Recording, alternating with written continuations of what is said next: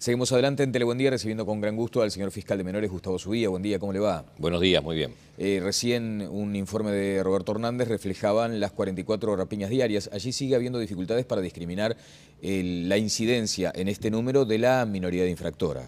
Sin perjuicio de ello, estimo que entre un 40 y un 50% de las rapiñas pueden ser cometidas por menores infractores, de acuerdo a cifras un poco antiguas, pero que creo que los perfiles se pueden seguir manteniendo, si no es peor para menores infractores la cifra que le estoy diciendo. O sea, la mitad sería cometida por menores de acuerdo a sus cifras, lo que marca una evolución, por ejemplo, ¿en relación a qué año, Gustavo? Bueno, en relación a años anteriores ha habido un crecimiento, a mi juicio, basado en lo que seguimos discutiendo, pero todavía no tenemos resultados, que a mi juicio es la inminente que tiene que aparecer reforma del Código de la Niñez y la Adolescencia. De eso queremos hablar más adelante, la reforma del Código de la Niñez y la Adolescencia. Usted aquí mismo presentó la iniciativa y decía que entendía muy tímida, muy timorata la actitud del Parlamento en ese sentido. Bueno, no puedo juzgar yo explícito los hechos.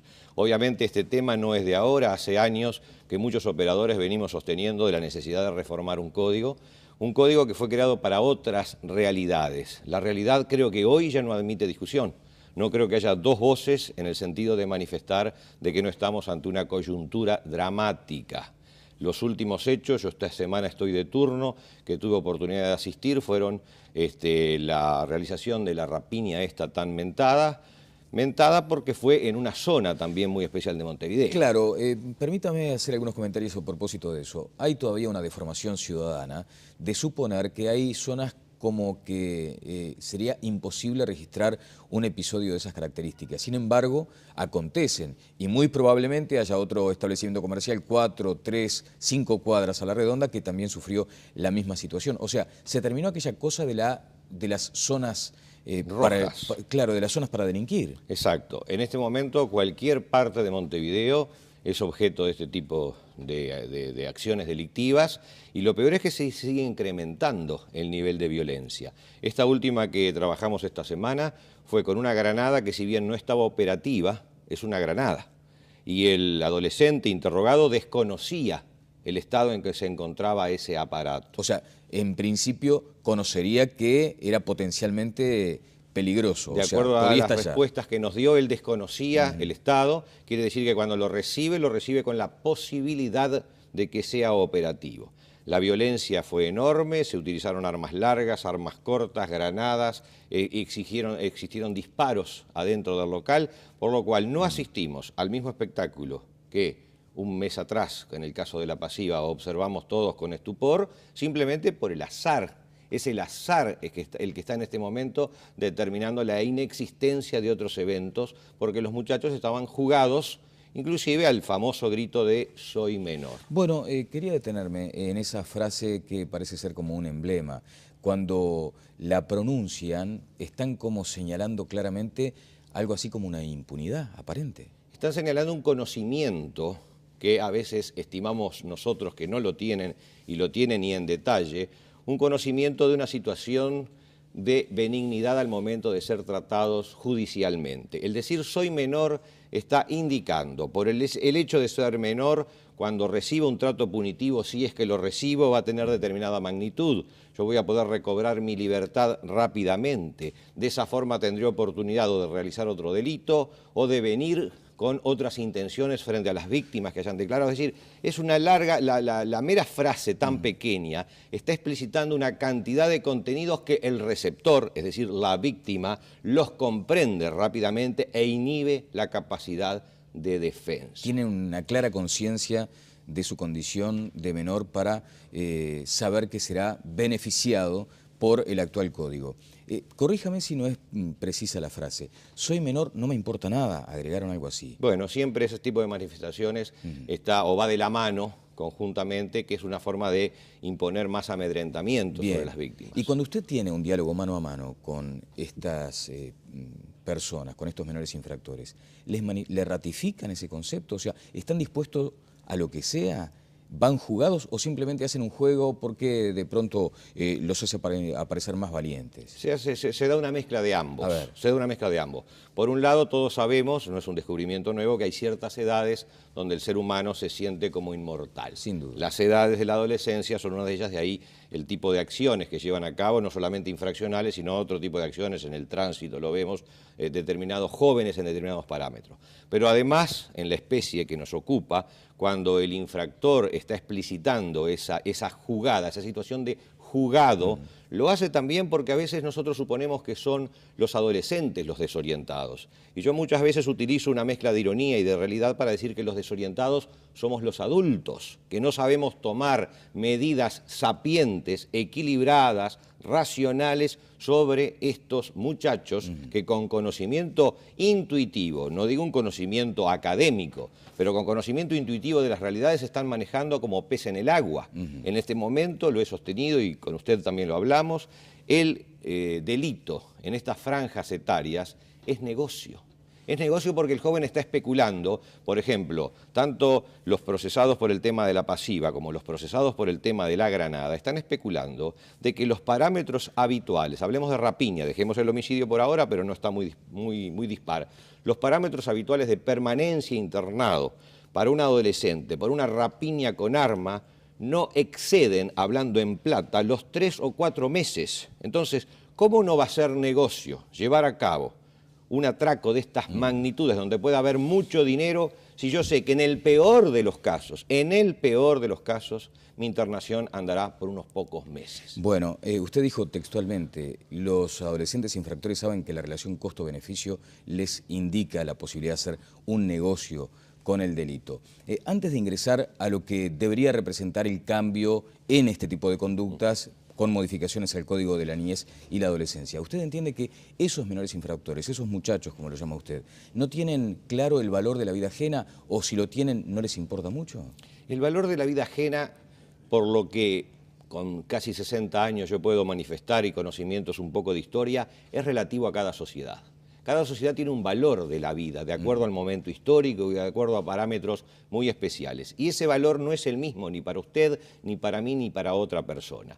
Pero cuando yo observo que los límites que se me imponen, vinculados a lo que significa violar el valor de la vida ajena, son muy leves, entonces en mi ser y en el entorno que me rodea se empieza a desvalorizar la vida ajena.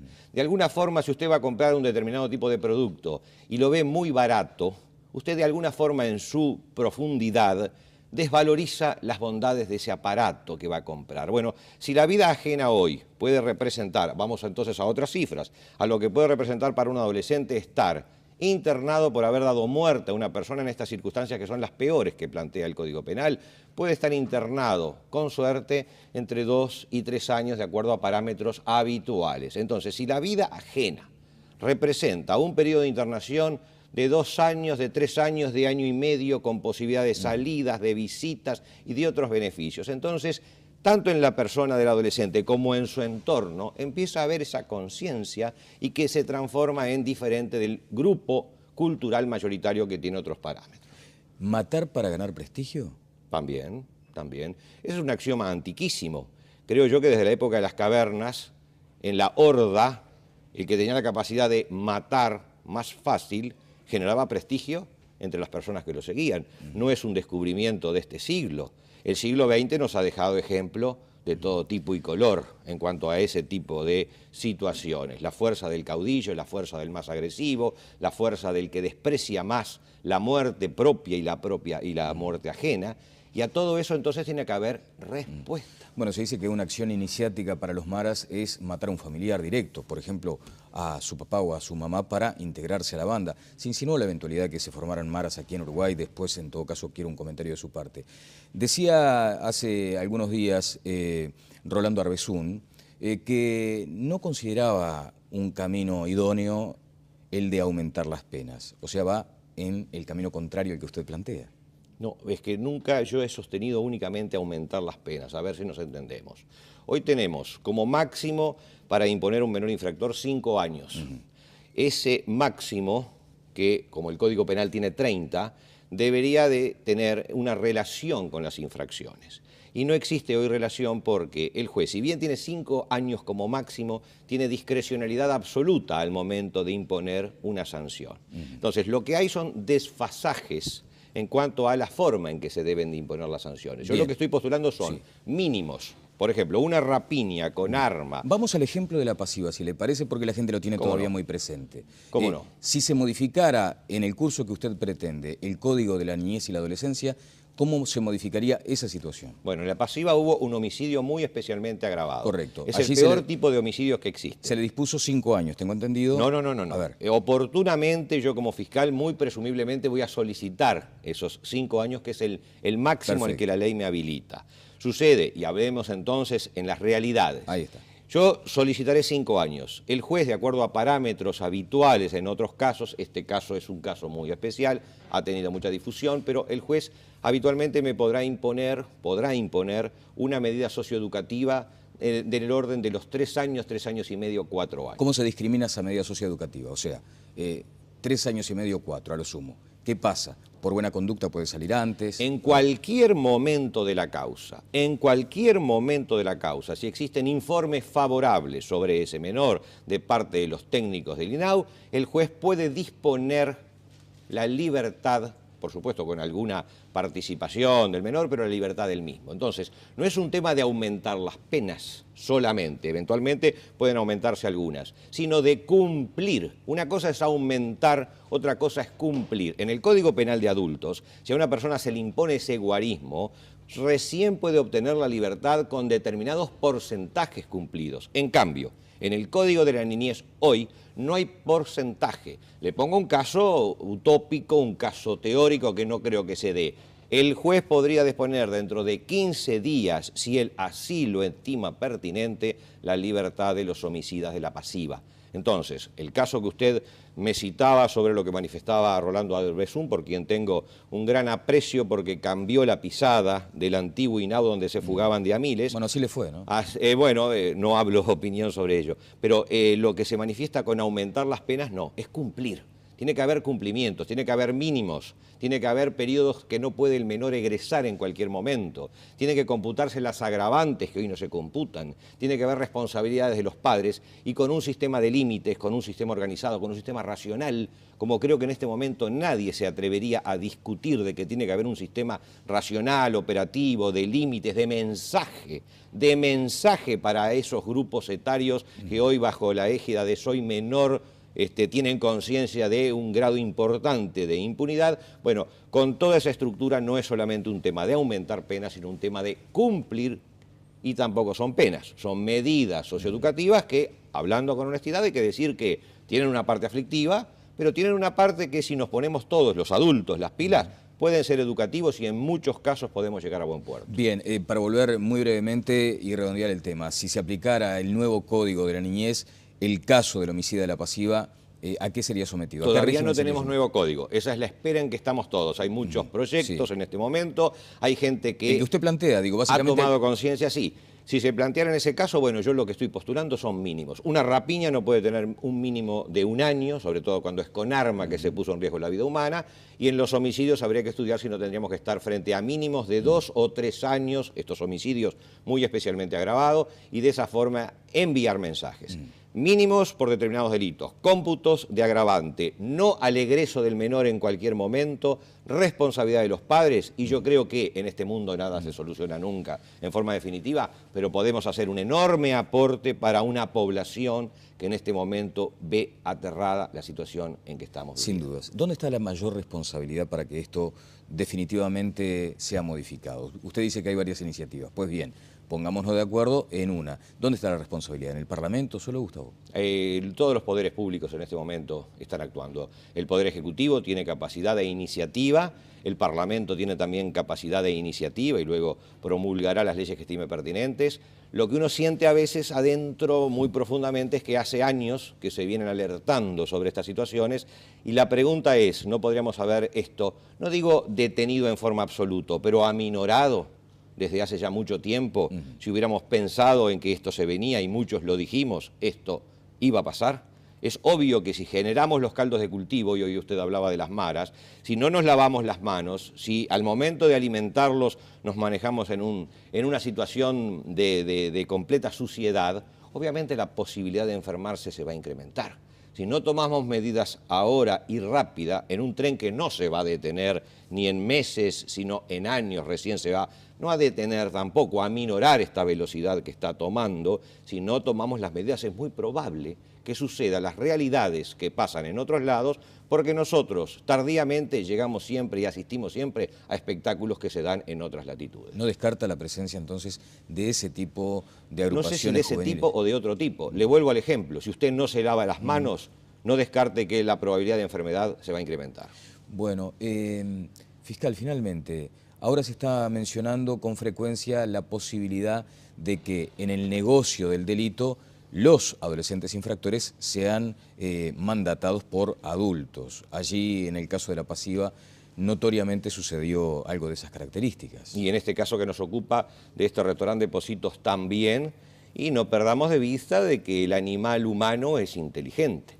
En la medida en que tenemos, entre comillas, una mano de obra que al momento de realizar los trabajos tienen menor riesgo que otra mano de obra, van a haber siempre adultos que van a aprovechar de esa situación. Bueno, hay algunos tweets que indican lo de la benignidad como tema ya a esta altura indiscutible.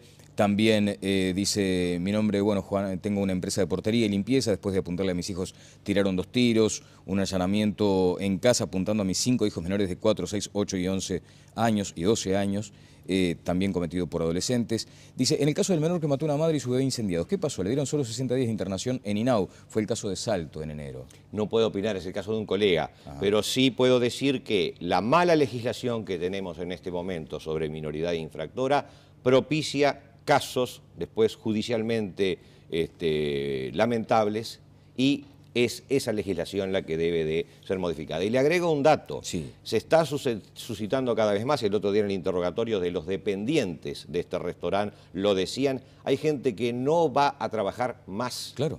No va a trabajar más en horario de la noche o en lugares de exposición al público, porque nos decía una muchacha, después que mi vida fue amenazada, yo por un sueldo no voy a exponer mi vida. Entonces ya estamos afectando no solo lo más grande que es la vida humana, sino que estamos afectando además las relaciones entre todos nosotros. Desde ya. Bueno, nuestro querido compañero Emilio Izaguirre también planteaba algo que en su momento se había mencionado en la entrevista anterior. Por ejemplo, el mantenimiento del historial delictivo cuando cumplen 18 años. ¿Debería ser parte o no de la reforma? Primera consulta. Y la segunda, sobre la baja de la imputabilidad, este recuento de firmas que está arrojando lo que usted también mencionaba, una voluntad popular que trasciende fronteras partidarias para instalarse como una inquietud de tratar de hacer algo. Empecemos por el segundo, rápidamente. Yo respeto a las personas que sostienen la necesidad de la baja de imputabilidad, profundamente respeto, porque es una reacción frente a una situación que nos está desbordando, pero no comparto, no comparto. Me manejo en lo que yo estimo que es el equilibrio, ni tan calvo que se le vean los sesos, ni tan peludo que le tape los ojos. No esta situación de hiperbenignidad, ni caer en una situación de ultrasanción como es equiparar con los adultos, más otros problemas técnicos que no vienen al caso. Y referente a lo otro, la primera pregunta... Sí, mantener los antecedentes. Lamentablemente hace ya 9 meses se discutió y mucho sobre mantener los antecedentes. A mí me pareció, y así lo manifesté en el propio Parlamento, una medida completamente intrascendente. No mala, pero completamente intrascendente para abocarnos a este tema que nos está golpeando. Eso, los antecedentes es para cuando el joven cumple 18, no afecta a la minoridad infractora, y ningún joven se perfila con que cumplido los 18 le va a inhibir eso, que le mantengan un antecedente al momento de delinquir con 16. Ahora, ¿cómo le dice usted a la familia del trabajador de la pasiva que este adolescente cuando cumple 18 años va a quedar como un reset, todo en blanco? Yo primero le diría, ¿qué es lo que va a suceder ahora? No pensemos dentro de muchos años, sino que pensemos ahora. ¿Cómo le explicamos a la familia del fallecido de la pasiva que si el juez lo estima pertinente, en 15 días puede estar en libertad?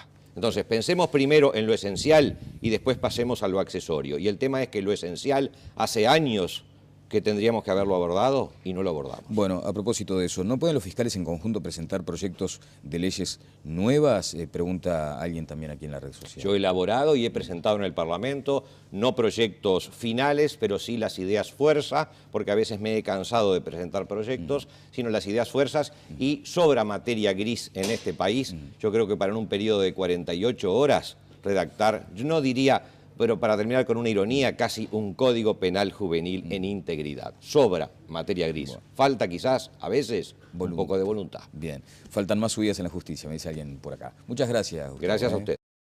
Del Parlamento en ese sentido. Bueno, no puedo juzgar yo explícito los hechos. Obviamente este tema no es de ahora, hace años que muchos operadores venimos sosteniendo de la necesidad de reformar un código que fue creado para otras realidades. La realidad creo que hoy ya no admite discusión. No creo que haya dos voces en el sentido de manifestar de que no estamos ante una coyuntura dramática. Los últimos hechos, yo esta semana estoy de turno, que tuve oportunidad de asistir, fueron la realización de la rapiña esta tan mentada. Seguimos adelante en Telebuen Día recibiendo con gran gusto al señor fiscal de menores, Gustavo Subía. Buen día, ¿cómo le va? Buenos días, muy bien. Recién un informe de Roberto Hernández reflejaban las 44 rapiñas diarias. Allí sigue habiendo dificultades para discriminar la incidencia en este número de la minoría de infractora.